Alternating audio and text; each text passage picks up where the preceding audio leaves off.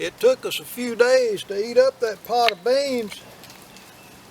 They were good. I broke out the cast iron today to do a little cooking for tonight.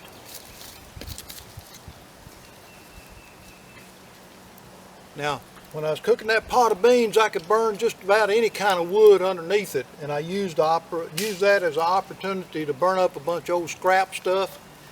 But today, I've got to cook something first in the skillet, and then I've got to develop me a bed of coals to use my number 10 cast iron Dutch oven. And you can use store-bought coal, and you've seen me in videos using Kingsford on my Dutch oven, but what if you don't have access to store-bought charcoal? I call it cheater. Well, you make your own coals, and you have to keep an eye on what you're doing, because you know the way they've got that developed so that you can simply count a certain number of coals and put them on your pot and come out with some pretty good results. You don't have that when you're doing it old school, where you're just burning wood and making your own coals. So you have to watch what you're doing a little closer. You got to keep an eye on what's happening inside of that Dutch oven a little more. So hang around with me and let's cook up I think they call it a shepherd's pie. All right then, let's get that iron on the fire.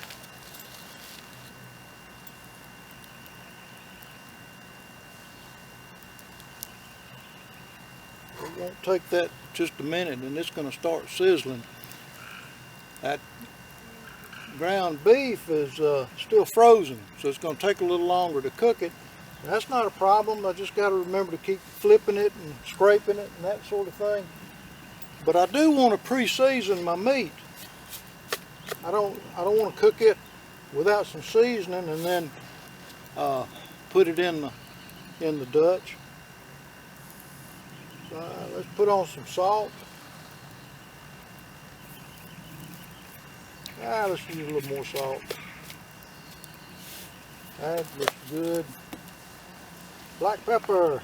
Everything needs black pepper. Give that a generous some of that.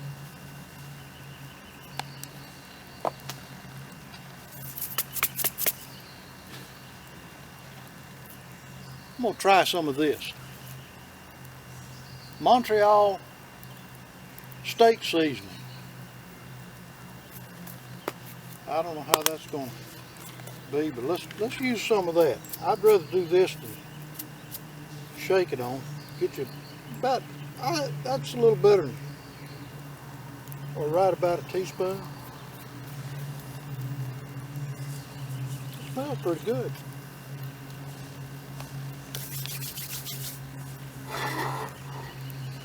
Now for the real kicker. Dale's seasoning. This is the low sodium blend. It's not as good to the taste as the original, but it still adds a lot of flavor. We'll just pour some of that on the top.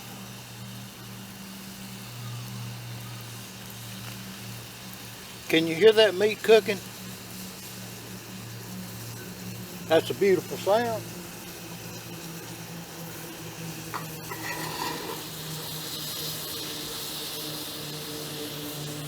Let me get this meat cooked up.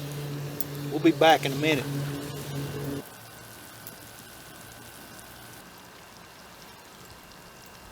Open fire cooking in cast iron is slow cooking at its best.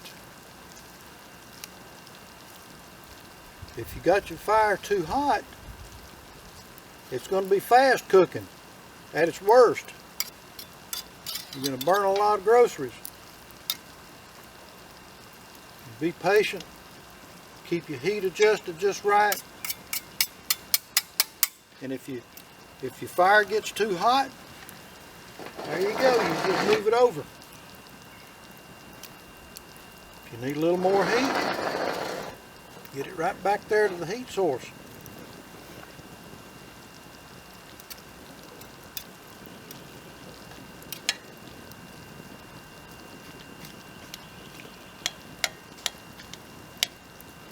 Yeah, that's looking good. Coming right along.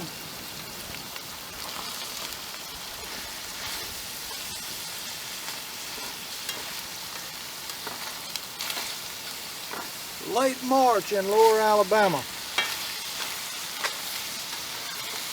Spring sprang early. It's over 80 degrees Fahrenheit right now, about 2 o'clock in the afternoon. They say it's going to go up to about 90. That's ridiculous for here, for this time of the year. I hope they're wrong.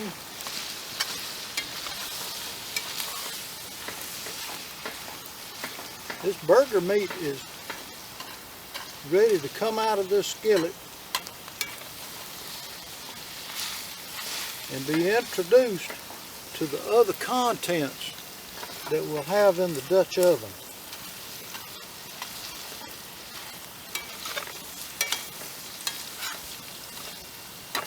It looks good. It smells good too. But then everything cooked outdoors always smells better and tastes better.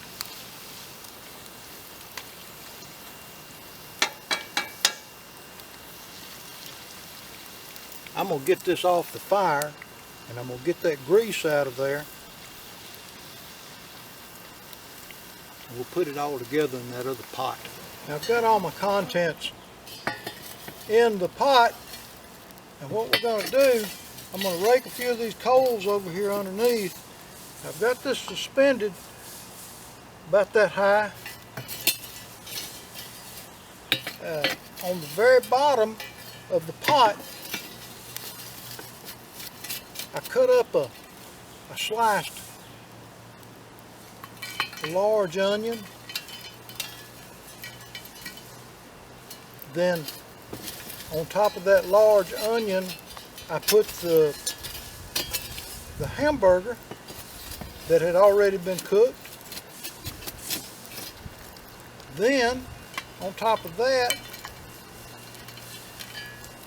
I sliced up, I think it was six or seven medium-sized potatoes that I had peeled, and I sliced them real thin, cut them in half and sliced them real thin, and put that on top, put the potatoes on top of the meat, and then on top of that I put a bag of frozen peas and a bag of frozen yellow squash. Some stuff that was in the freezer that we needed to use. And what I want to be sure I do is I want to leave enough coals out here so that I can burn some more wood and keep a supply of coals ready to replenish the coals that I'm using on the pot. And how long will it take to cook? Well, the meat is already cooked, and I'm guessing maybe 30-45 minutes to cook the other, for the potatoes to be done. The peas and the squash shouldn't take any longer than that. Let me get some fire going to make some more coals.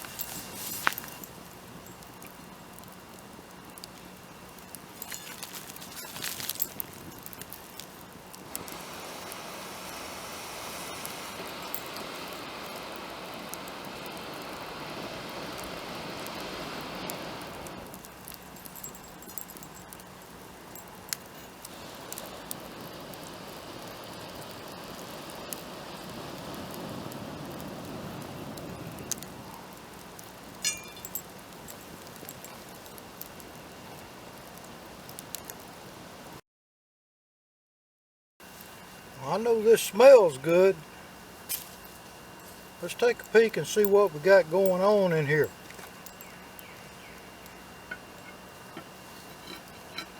Balance that lid so that it doesn't spill ashes into the food.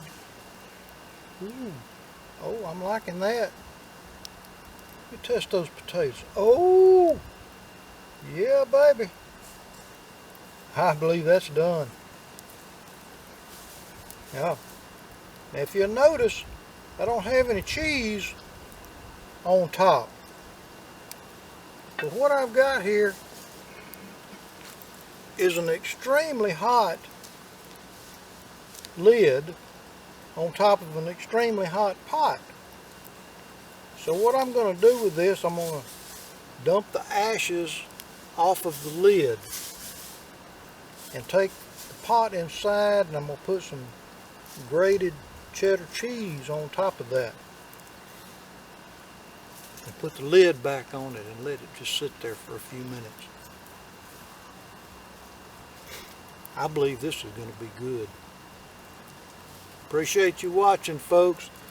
I hope maybe you're picking up a few tips here and there, maybe learning something about how to take care of yourself in a bad situation when all of our modern conveniences don't work for us like we like for them to. See you on the next one.